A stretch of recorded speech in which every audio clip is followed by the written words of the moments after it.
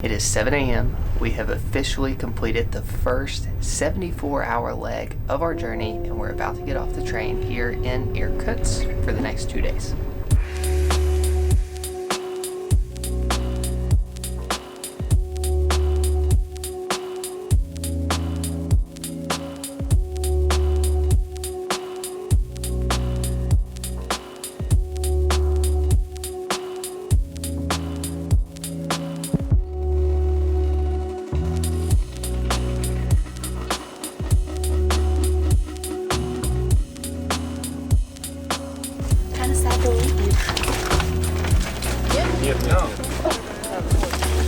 You would think after 74 hours on the same train that we would both be really relieved to get off, but I could have stayed longer. I also felt like I developed a little bit of a relationship with our cabin attendants. They were really mean and intimidating at first, but by the end I felt like we had developed a bit of a bond. We definitely did. I don't think they liked us very much. They were still a little scary. She knocked on our door like an hour before the train was supposed to stop this morning. And acted like we were stopping, and we were freaking out. We went into like full out panic mode that we were about to miss our stop, and then yeah, we stopped right on time at 7:27. Oh well. So now we have to find our way to our hostel that we're staying at for the next 2 nights. Staying in a hostel. It was cheap. We splurged on first class, so we thought we'd save some money by staying in a hostel here in Irkutsk. It's a lot of old people. Here they come. Okay. I see buses to your left. I'm not sure, Kara, if those are tour buses, though. I don't see numbers on them. We found it.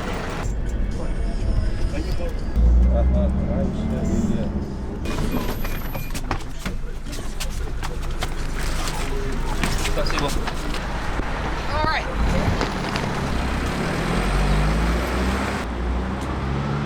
Where are we? It feels so weird being away from the train.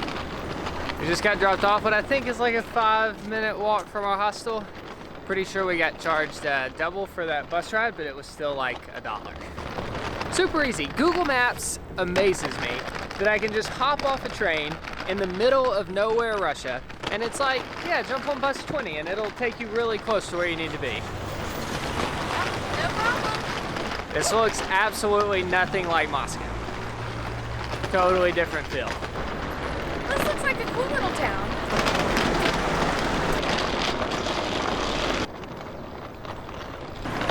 Found it. Here. We're all checked into our hostel, and we are super excited about what we're doing today because we're gonna get our legs moving, make up for all the time we've been sitting on the train. Thank you.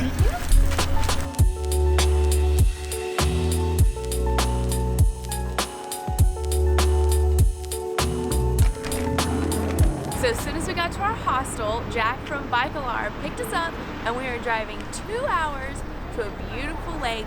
It's basically the whole reason that we stopped here. We're gonna be doing some hiking, but first things first, we're picking up some lunch. Nothing we bought requires hot water to make, which is really exciting. Even got some healthy fruits in there. Off we go.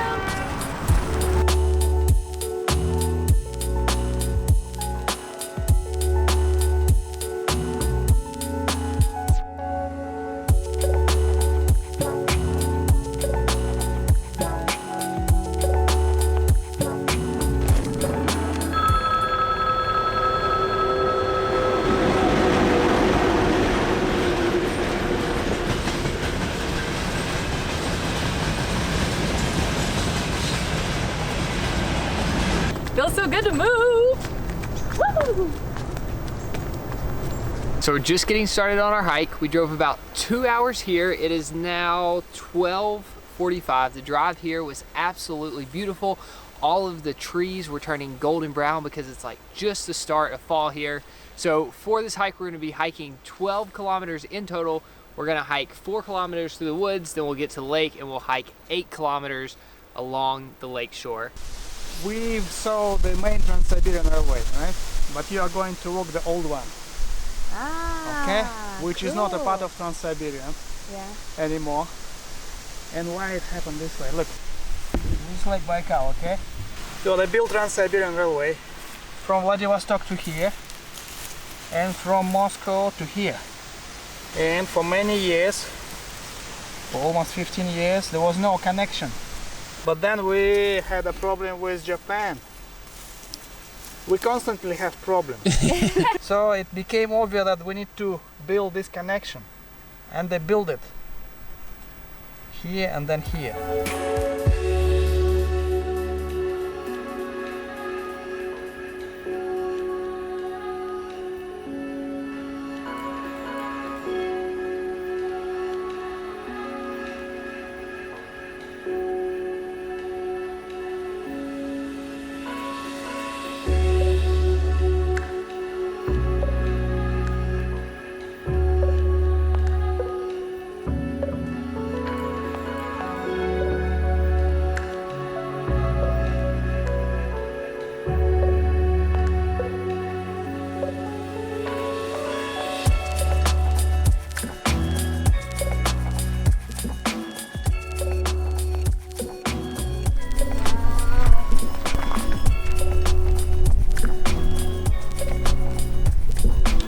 To the beautiful Lake Baikal. It is the deepest lake in the world and it holds 20% of the world's fresh water, which is just crazy. And it's shaped like a banana and we're just seeing the teeny tiny tip of the banana, unfortunately.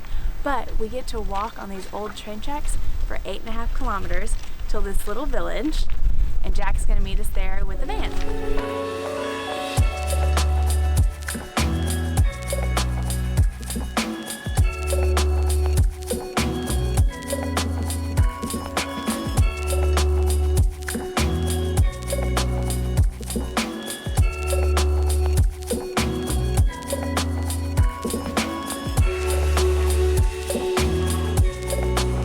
So the railroad tracks that we're walking on are actually the old Trans-Siberian Railway, but they haven't been used since the 1960s, and that's when they switched from steam trains to electric trains. And the electric trains are more powerful, so now the electric trains, or the new Trans-Siberian Railroad, is basically a shortcut version. Instead of wrapping around the lake, it takes a more direct path over a hill because it has more power, whereas the steam locomotives need it as flat of ground as possible, which is why they built the tracks here around the lake.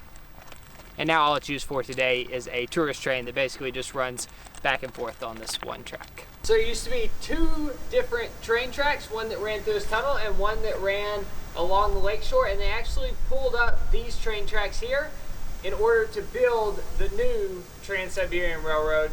I think there's like 3 of these abandoned tunnels that we get to walk through on the hike.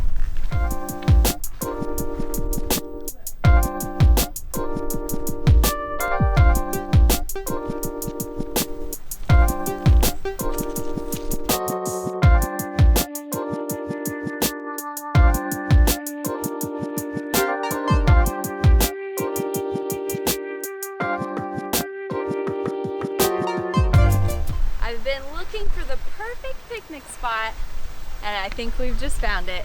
We picked up some meat and cheese for lunch. We're gonna go have it by the lake.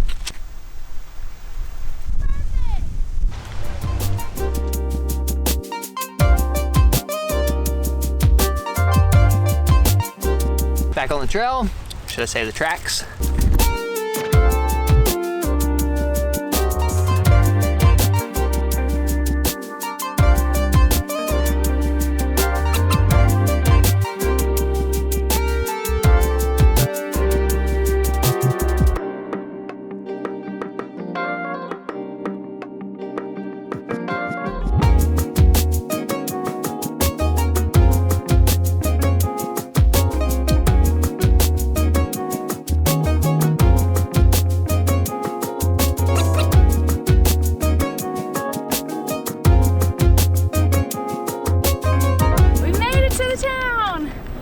Are actually kind of tired. They're not used to all this work. It has felt so good to just be outside all day long. Now we're getting back in the van and heading back to Irkutsk.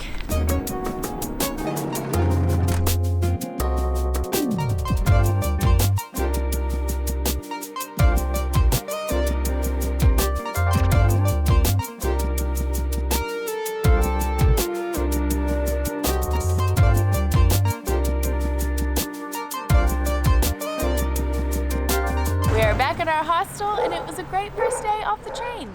Being out in the fresh air, moving around, it's much needed. Now we're going to do something that we've been looking forward to doing for a long time.